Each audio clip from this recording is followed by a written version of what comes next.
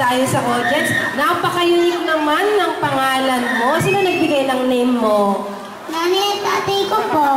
Saan galing yung Yoli Kim? Alam mo ba, pinaliwanag ba nila sa'yo kung bakit Yoli Kim ang pangalan mo? Opo. Bakit daw? Kasi po, pangalan po ng tatay ko, Michael. Tsaka po, pangalan po ng nanay ko, Lon. Aha, pinaghalo. Talaga namang hating-hati. Meron ka bang baon na pick-up line para sa amin? Opo. Sige nga. Maganda po ba ako? Bakit? Mali po ng sagot. Oo, dapat.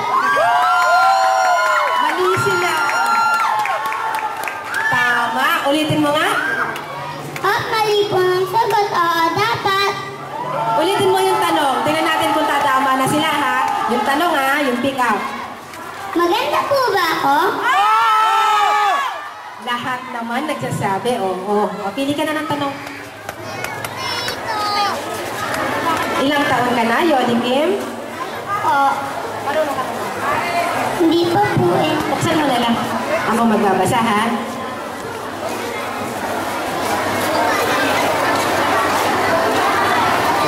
Mahilig ka ba sa mga artista?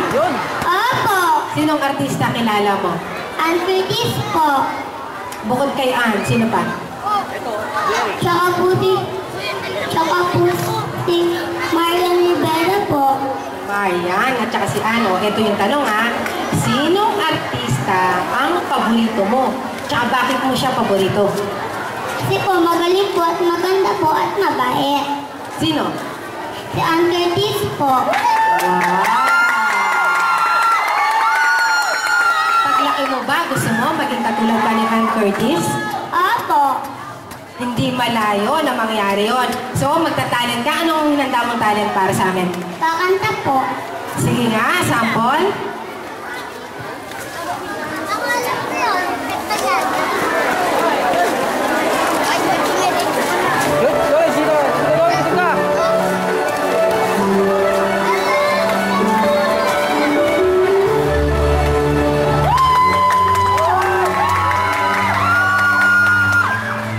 Sana ang buhay ay walang dulo o hangganan.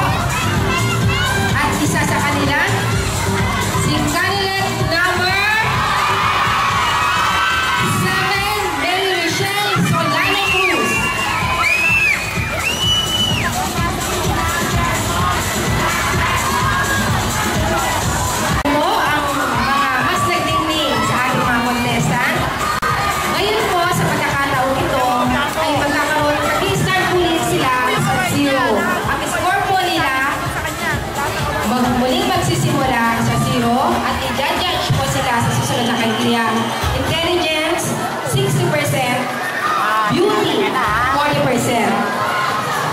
At para po, tulungan tayo sa pagtatanong, yung pagkakasunod-sunod po ng tinawag ko, eh, siyang tatanungin ng ating judges.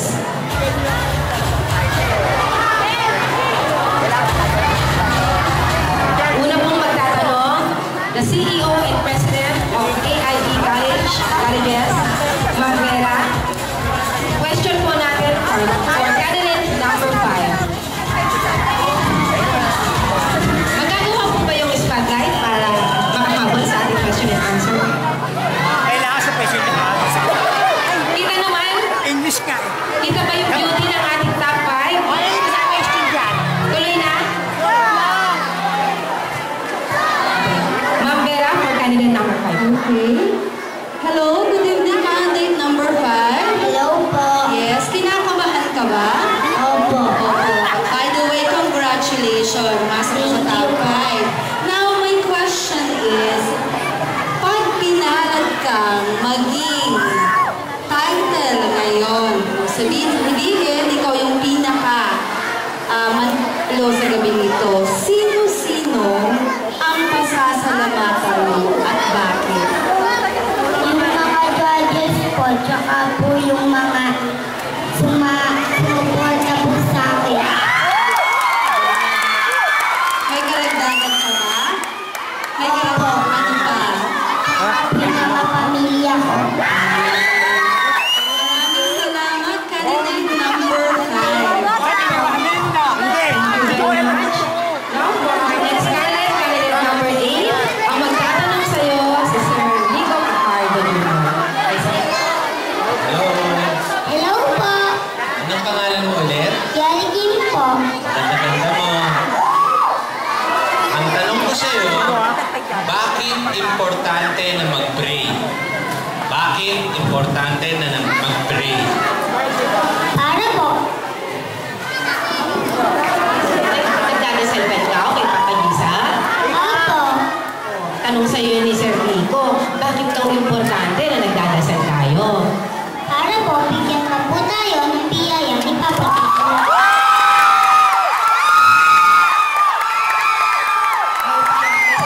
Thank you. Thank you very much, candidate number 8. Now, candidate number 3. Ang magtatanong sa'yo, ayan,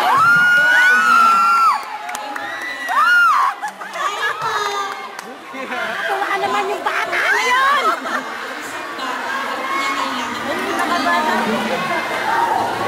bakit daw kailangan mag-aral, mabuti yung isang bata? Di ba? Nag-school ka na? Opo. Nag-aaral, nag-isali ka ba ng lessons mo? Nag-aaral ka ba? Opo. Bakit importante yun? Para po Hindi, mag-pray kasi kagad, hindi mo maintindihan. Agad eh, hindi muna eh. At para po matutong magsulat at magbasa yung laban ko at maraming salamat. May follow-up question pa po tayo, ma'am. Yun lang ako. Thank you very much, Mariel. For our next candidate, candidate number 7, ang magtatanong po si Vice Raul. Good evening din po. Tanong ko sa'yo, kung nakita mo na yung magulang mo ay may maling ginawa, ano ang sasabihin mo? Ano ang gagawin mo para itama mo ito? Ano ito ba yung nanay mo o tatay mo ngayon? Kunyari, nakita mo yung nanay mo, kinukuha yung bitasan yung tatay mo, natutulog yung tatay mo. Ano gagawin mo para itama ito? Sasabihin ko po yung tama po. Ano? Ako sabihin mo yung nanay mo.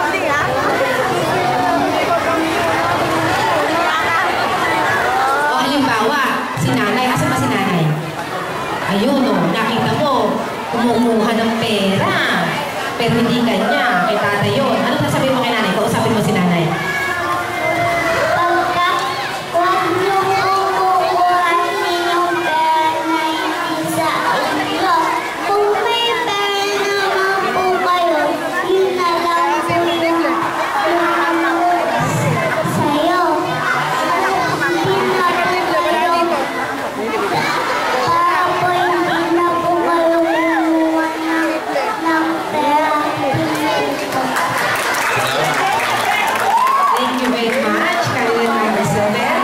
our last but not the least finalist, tatanungin po ulit ng President and CEO ng AIE Colleges, Ma'am Vera, candidate number 4. Good evening, candidate number 4. Good evening. Hello. Yes, hello. Nakita mo ba si Ma'am Vera dito? Opo. Okay. Ang tanong ko sa'yo, nanonood ba kapag gabi? Nanonood ka? Di po. Hindi ka nanonood sa gabi. Ano yung paborito mong panoorin? Ay, bebe. Ay, di po. Ano? Yung gusto mong panoorin sa TV? Barbie. Barbie, yun ba yung nasa TV? Puro sa memory. Oo. Paano po ba sinabi ni Mami, hindi ka pwedeng manood ngayon kasi may exam bukas? Anong gagawin mo? Matutulog ka na. Kahit paborito mo yun? Opo. Wala ka nang ibang gagawin? Wala na po. Wala na. Well, thank you very much, candidate number 4. Hindi po. Thank you very much po. All of judges, at syempre kay Ma'am Vera. Maraming salamat.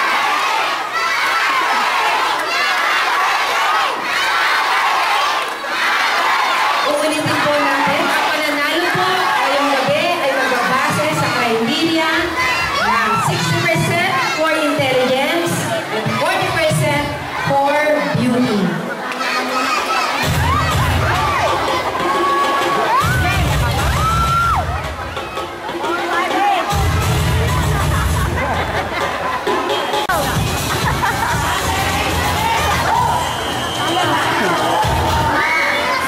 Habang hinahantay po natin ang ating ang resulta ng ating competition ngayong gabi, mas kilalanin pa natin ang ating 5 finalists.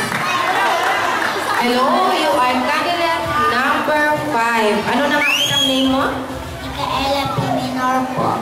Masaya ka ba? Alam mo, top 5. Di mo na lang kayo naglalaban-laban ngayong gabi. Opo. Meron kang mahalagang natutunan sa pag-join mo dito sa Little Miss MS Asia. Meron ka bang mga naging friends? Opo. Sino naging best friend mo? Yung mga mabait po. Wow! Kahit kalaban mo, mababait pa rin sila sa'yo. Opo. Very good. So, relax ka lang ha. Mamaya-maya tatawagin na natin yung winners. Hello, Yoli Kim. Hello po. Relax ka. Opo. Sino kinakabahan? Ikaw o si Mama? Mama po. Asan na yung Mama mo? Yan po. Pag ikaw ang nanalo, ano sasabihin mo kay Mama? Sasabihin ko po, thank you po dahil po sinali niyo po ako.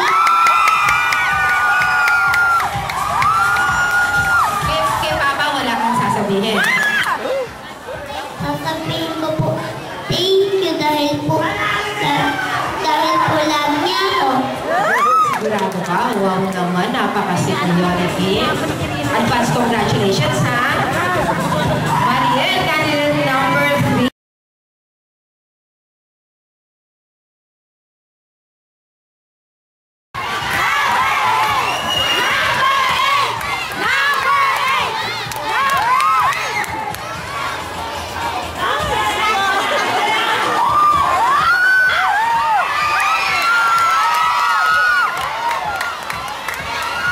First runner-up. Ang una ko pong tatawagin ay ang first runner-up. Therefore, yung may